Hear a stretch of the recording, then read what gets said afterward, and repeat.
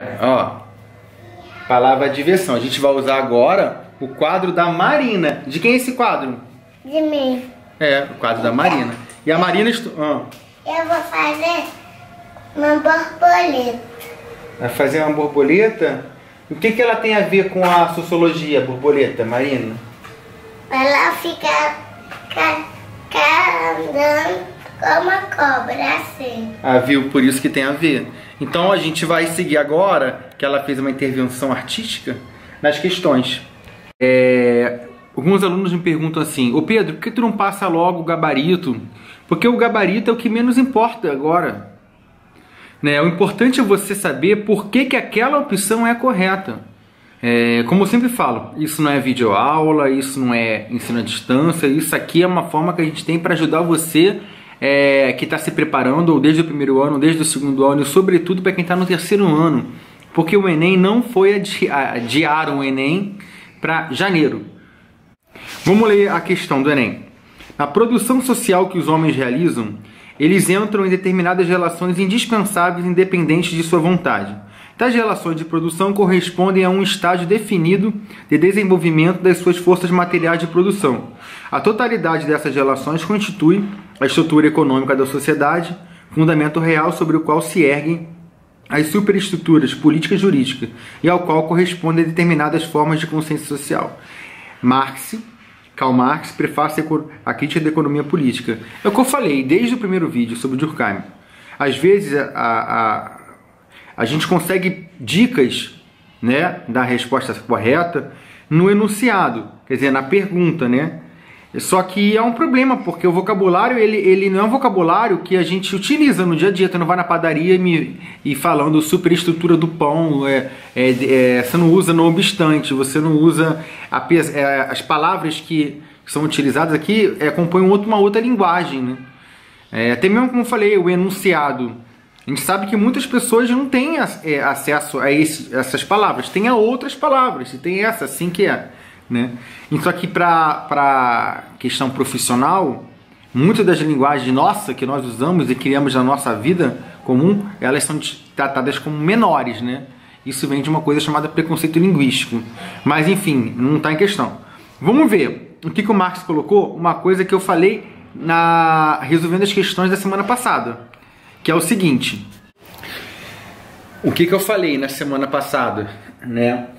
Que há no pensamento do Marx uma centralidade do trabalho, né? O trabalho ele está no centro da sua reflexão sobre o mundo, porque para ele, antes de você ter acesso ao livro, para você ter condições de ler um livro, ouvir uma música, ir para o teatro, para você ter acesso a esses autores, para você desenvolver uma linguagem, para você poder falar, você poder pensar, você tem que estar o quê? Vivo. E para você estar vivo, você precisa comer, beber, se alimentar, se vestir, ter uma casa, senão você morre. Morre de frio, morre de fome, morre de sede. Então quem possibilita isso tudo? O trabalho, né? O trabalhador intervindo na natureza. Quer dizer, ele vai lá, cria essas coisas. Então, para ele, a estrutura econômica, ela é o quê? Como está na pergunta. A totalidade das relações de produção. Quais são as relações de produção?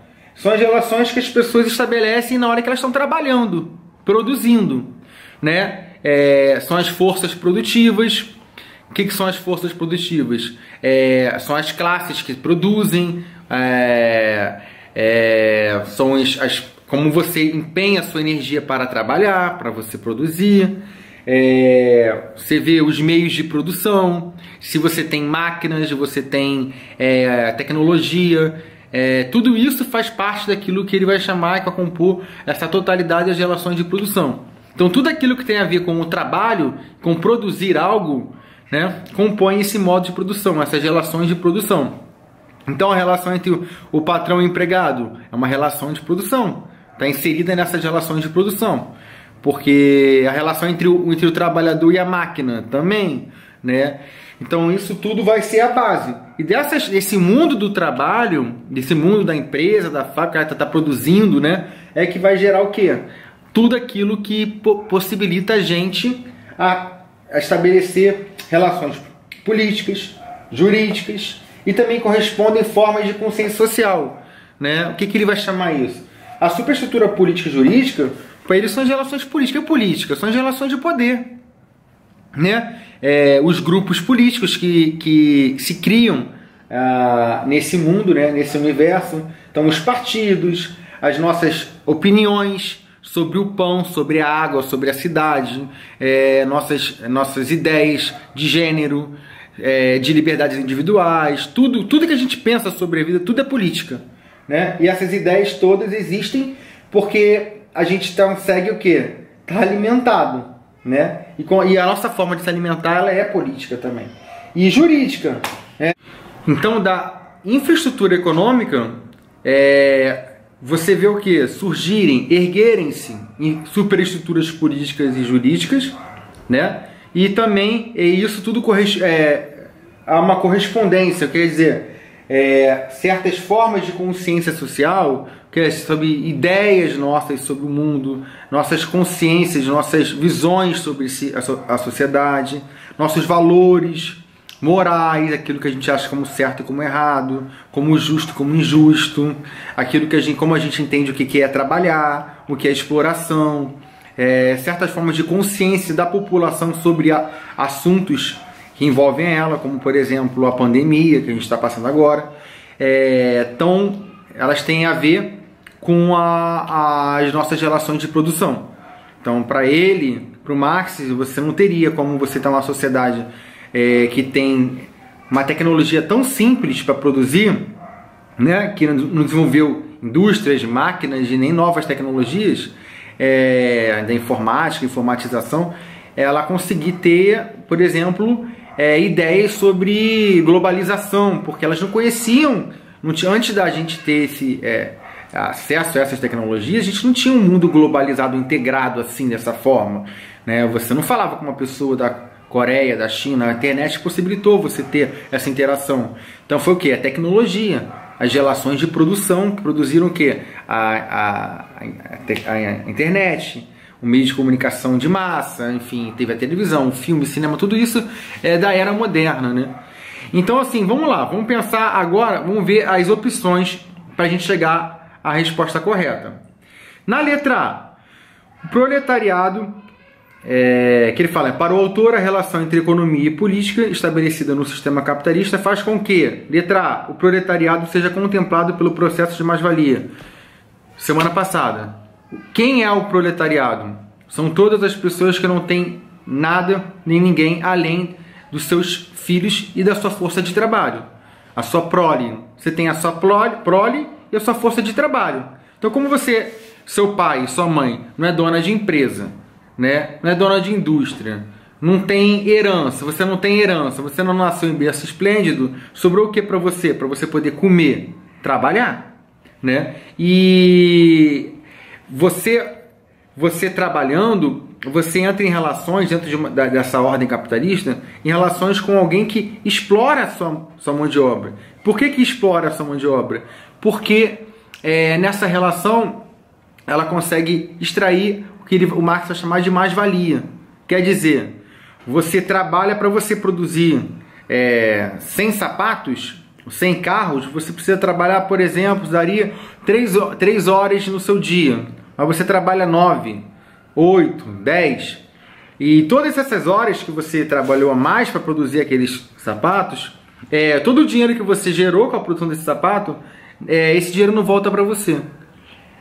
Esse dinheiro vai para quem? Para o patrão, que contratou seu serviço, e ele paga muito abaixo do que você gerou para ele de dinheiro. Por quê? Há uma exploração de mais valor, de mais-valia aí. Você está produzindo aquele produto final vai ter um valor muito maior do que o seu salário que você está recebendo. Há uma quantidade de trabalho não remunerado, né? São aquelas horas que ele não te paga, que não corresponde a dinheiro algum. É esse dali que vai sair a mais-valia e vai sair o lucro do patrão. Então o proletariado ele não está contemplado, pelo processo de mais-valia. Pelo contrário, ele é explorado porque há exploração de mais-valia. Arrancam da gente horas de trabalho, tempo de serviço e não pagam nada por esse tempo, né? Letra B. O trabalho se constitua como fundamento real da produção material. Bom, tudo que a gente viu na semana passada que eu falei aqui também, né? O trabalho é isso, é a opção correta. Não preciso nem ler as outras. O trabalho é a base material, ele está aqui na estrutura econômica, né? É o trabalho que faz com que a gente possa ouvir uma música, ir para o cinema, etc. Por que não é a letra C? A consolidação das forças produtivas seja compatível com o progresso humano. Vamos lá, letra C. A consolidação das forças produtivas seja compatível com o progresso humano. Também não é. Isso é uma das contradições do modo de produção capitalista, segundo Marx. Porque a burguesia, ela movimentou relações e meios de produção, criou máquinas, mundos, desenvolveu tecnologias que possibilitam a gente, por exemplo, trabalhar muito menos, poder curtir mais os amigos, a família, viver mais para o amor, para felicidade, mas a gente tá sufocado o quê? Trabalhando. E a gente produz muito mais do que a gente precisa para estar vivo. E então há uma contradição nesse mundo. Porque ao mesmo tempo que a tecnologia, estou mexendo aqui para pegar o enunciado, que a gente tem uma tecnologia, um meio de produção capaz de produzir muito para alimentar todas as pessoas, vestir todas as pessoas, garantir tempo livre, etc. Ter abundância, né? Na alimentação, em produtos, a gente vê uma contradição, que tem pessoas que não têm nada. Então, a gente não está vendo algo compatível entre as forças produtivas do capitalismo e o progresso humano. Que progresso é esse? Que a gente vê mulheres assassinadas por maridos, crianças espancadas pelos pais, crianças morrendo de fome na rua, sentado no Brasil, as pessoas aqui, lotadas de pessoas lá na rua sem ter o que comer. Isso é progresso humano? A gente tem necessidade como sociedade de estar nesse nível, de conviver com isso ainda? Não, para o Marx não. A gente já gerou um modo de produção capaz de garantir que todos tenham o quê? Uma vida melhor. Só que a gente não tem porquê para o Marx, porque a sociedade é de classes, dividida em classes. Ela é desigual. É desigual porque as relações de produção são desiguais. Vamos lá para a letra D. A autonomia da sociedade civil seja proporcional ao desenvolvimento econômico. O Marx não trabalha com a autonomia da sociedade civil. O desenvolvimento econômico faz parte das relações sociais. Então não tem autonomia da sociedade. A letra E. A burguesia revoluciona o processo social de formação da consciência de classe. Não. A consciência de classe, ela pode ser a consciência de classe da burguesia e a consciência de classe do proletariado, né? O trabalhador com consciência de classe é aquele que sabe que ele é o que produz aquela riqueza, que ele produz muita riqueza. Essa riqueza ela seria roubada, né? Apropriada pelo seu patrão, e ele é pobre porque ele está numa relação injusta, porque as máquinas não estão nas mãos dele, e não porque ele é preguiçoso, é porque na verdade é uma história, né? É uma história aí. Ele, na verdade, os seus pais já não tiveram acesso a isso, seus avós já não tiveram acesso a isso, e quanto mais cedo você teve que trabalhar, mais cedo você foi trabalhar, mais difícil foram as condições para você ter essas empresas que possibilitem que os seus filhos não comecem a trabalhar cedo também. Então há um ciclo, entendeu? Há um ciclo. Não é muito menos mérito do que privilégio. Ah, mas o Silvio Santos, o fulano de tal, isso é uma pessoa ou outra. Mas a regra não é essa. O que a gente vê é o quê? Você nasceu numa família muito pobre, você começou a trabalhar mais cedo e você teve muita dificuldade. Quando a gente consegue quebrar isso? Entrando, por exemplo, na universidade.